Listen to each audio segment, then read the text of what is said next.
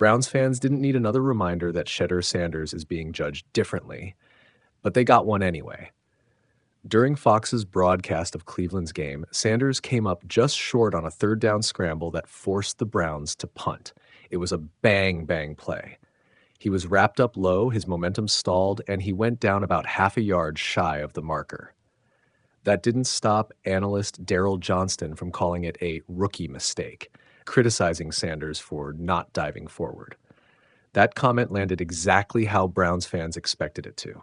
As more proof that Sanders is under a microscope few other rookie quarterbacks have to deal with.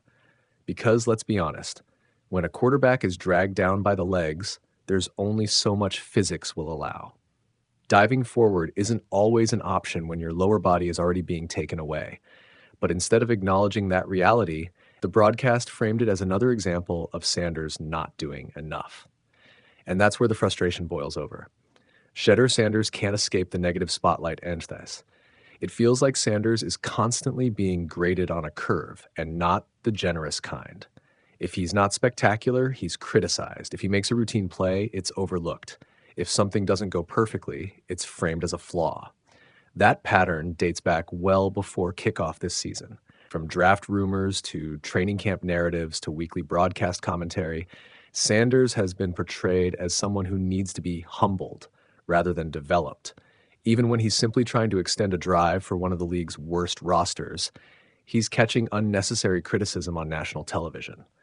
Moments like Sunday's scramble don't matter in isolation, but collectively, they reinforce the feeling among Browns fans that Sanders is never evaluated on neutral ground. Every mistake is magnified.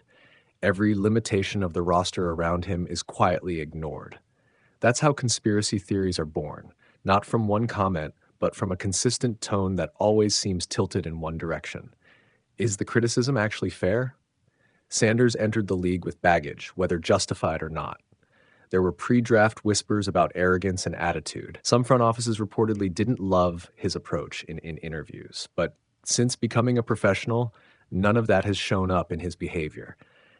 He hasn't thrown teammates under the bus. He hasn't called out the coaching staff.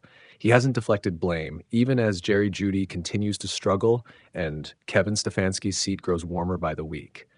Instead, Sanders has taken accountability, shown toughness, and steadily worked through the growing pains you'd expect from a rookie quarterback dropped into a bad situation. No one is saying he's been flawless. He hasn't. But he also hasn't done anything to justify being framed as a problem or a villain.